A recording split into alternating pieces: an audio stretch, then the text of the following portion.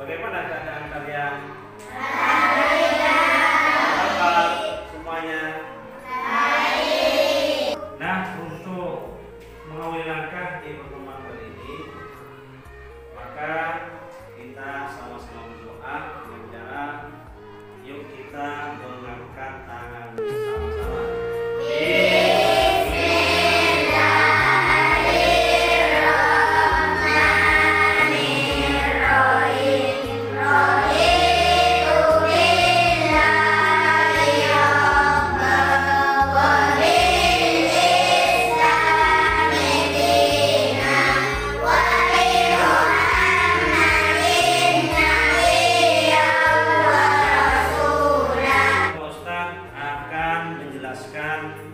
Tentang infak. Apa saja yang akan dijelaskan di infak itu? Yaitu yang pertama adalah pengertian infak. Yang kedua adalah rukun infak, dan yang ketiga adalah hukum infak.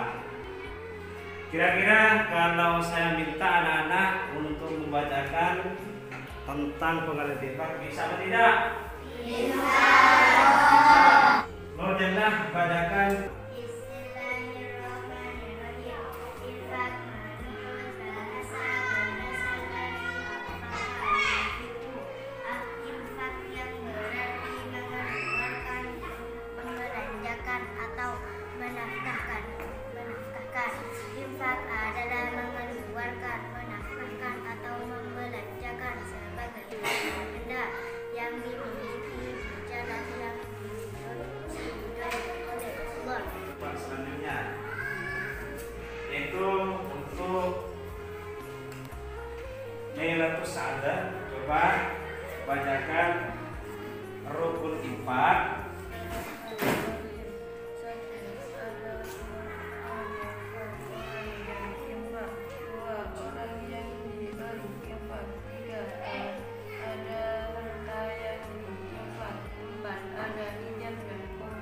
Nah, selanjutnya coba Siti Lailatul Syarifah bacakan tentang bentuk kegiatan infak.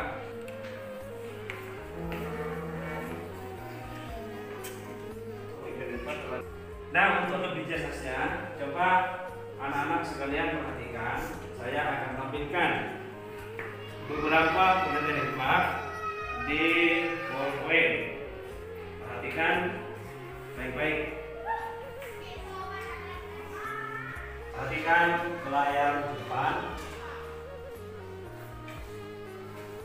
Infak menurut bahasa berasal dari kata anfaqah, yaitu infak. Nah, kata infak ini adalah masdar dari anfaq. Anfaq ini arti ini masdar infak. Apa arti daripada infak itu, anak-anak? Maka arti daripada infak mempunyai mengeluarkan, membelanjakan, atau menafkahkan.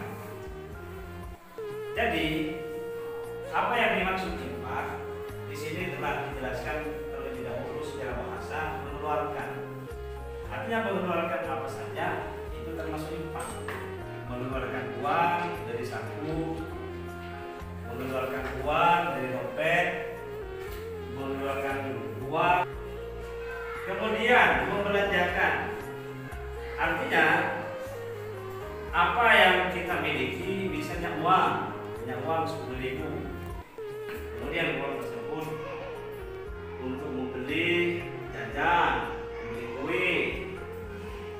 Kalau alat tulis misalnya mau beli pulpen, membeli buku, membeli tas, itu termasuk bagian daripada infak secara bahasa. Coba sama-sama, apa yang dimaksud infak? Perhatikan. Yang dimaksudkan secara bahasa.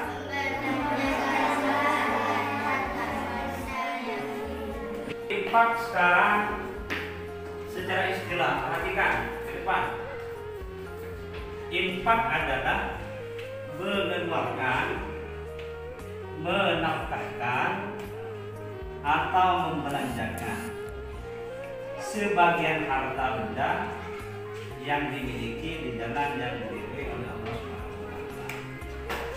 Jadi infak secara terminologi atau secara syariat mempunyai arti kita menafkahkan. Artinya apa menafkahkan? Kita memberikan uang kepada anak, misalnya anak orang tua. Ayah membelikan tas untuk anak, peralatan sekolah, itu namanya menafkahkan. Ayah membeli beras, membeli alat-alat dapur, misalnya termasuk infak, menafkahkan. Selanjutnya, Ustaz akan menjelaskan tentang rukun infak. Apa itu rukun?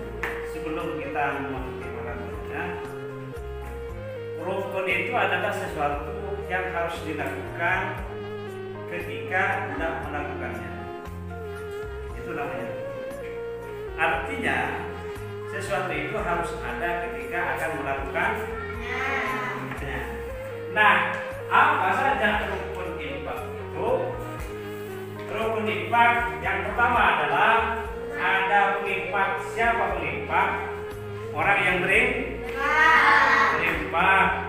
Misalnya anak-anak memberi uang, saya kan ini infak saya, ini hasil saya kumpulkan di teman-teman Ustaz. Anak-anak mengumpulkan uang dari teman-temannya sebesar 10 ribuan, misalnya untuk persiapan Maulid Nabi nanti, perayaan Maulid Nabi di halaman Madrasah, mengumpulkan 10 ribuan, kemudian dikumpulkan, maka itu termasuk infak. Jadi yang pertama dari infak harus ada penginfak. Siapa penginfak itu? Orang yang membelanjakan, orang yang akan mengeluarkan, orang yang juga menafkah. Yang kedua, orang yang diberi infak. Siapa orang yang diberi infak? Adalah pendiri. Sambian memberi uang sebesar 1.000 dikasih saya, maka saya disebut dengan pendiri. Atau siapa ini namanya? Arvin memberi uang ke siapa itu? Segera. Jadi infak harus betul-betul didasari dengan ikhlas dan karena Allah Subhanahu wa taala. Yang berikutnya, ada harta yang diinfakkan. Artinya punya harta yang diinfak, punya uang untuk diberikan, punya barang untuk diberikan, punya apapun yang penting bermanfaat, diniatkan dengan infak apa menjadi infak. Misalnya punya api diinfakkan untuk pembangunan masjid, punya motor diinfakkan untuk pembangunan sekolah, itu termasuk infak.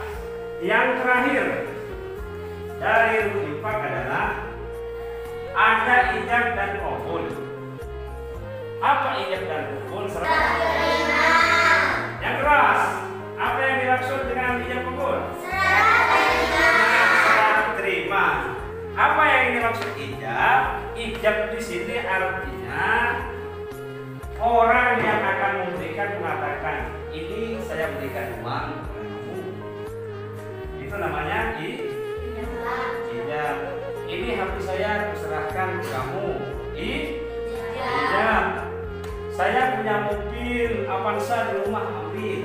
Itu namanya ijab. Qabul. Nah, qabul itu dilakukan oleh penerima.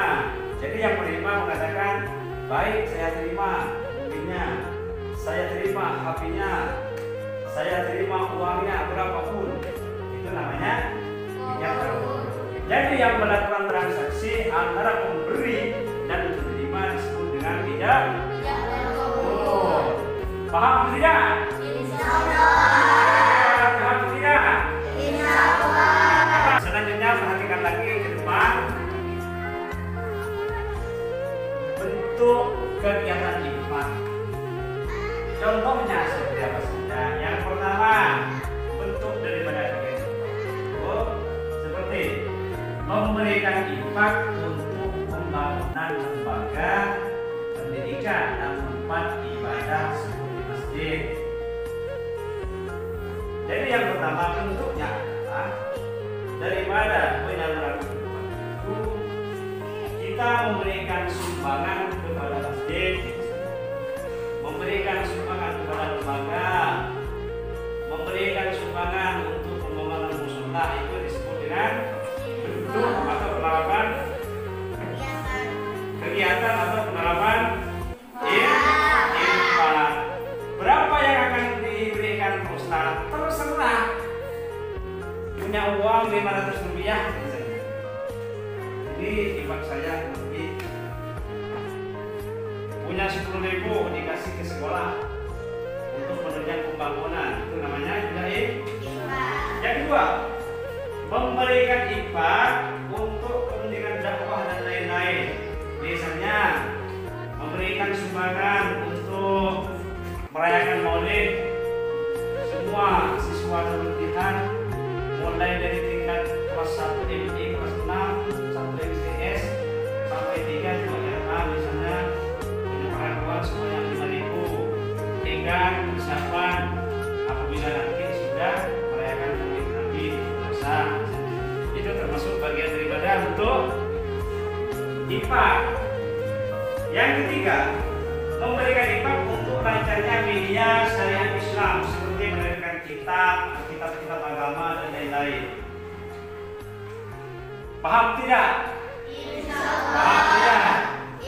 Jadi yang ketiga bentuknya misalnya memberikan sumbangan kepada orang lain, kepada media-media cetak yang mencetak tentang hukum Islam atau mencetak sendiri, mencetak bukti. Itu termasuk bentuk kegiatan infak. Nah sekarang coba baca sekali lagi semuanya sama-sama.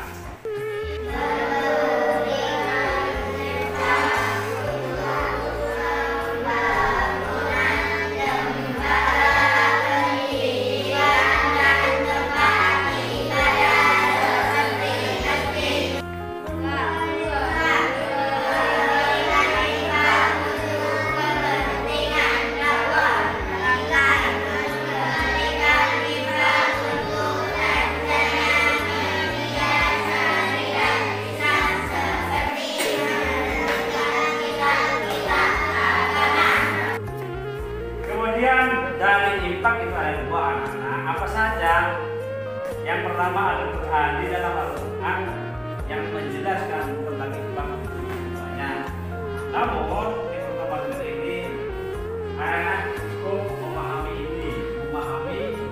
ayat yang ini juga bisa menyimpulkan nanti, juga bisa menambah kandungan daripada ayat ini. Bagaimana bacaan suratnya ini, ayat ini, perhatikan baik-baik, saya bacakan. A'udzubillahi minasyaitonir rajim. Bismillahirrahmanirrahim.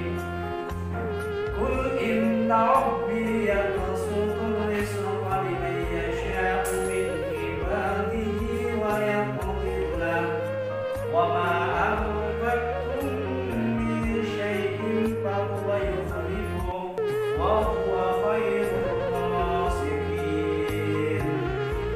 Artinya, katakanlah wahai Muhammad, sungguh Tuhanku melapangkan rezeki dan membatasinya bagi siapa yang Dia kehendaki di antara hamba-hambanya. Dan apa saja yang kamu infakkan, Allah akan menggantinya, dan Dialah pemberi rezeki yang terbaik. Jadi ayat ini menyuruh kita, menyuruh saya, menyuruh anak-anak sekalian agar senantiasa berinfak, memberikan infak kepada orang yang membutuhkan seperti yang tadi, termasuk untuk pembangunan dan diri sendiri. Dalil yang kedua dari infak yaitu hadis Rasulullah. Dalam hadis juga yang menerangkan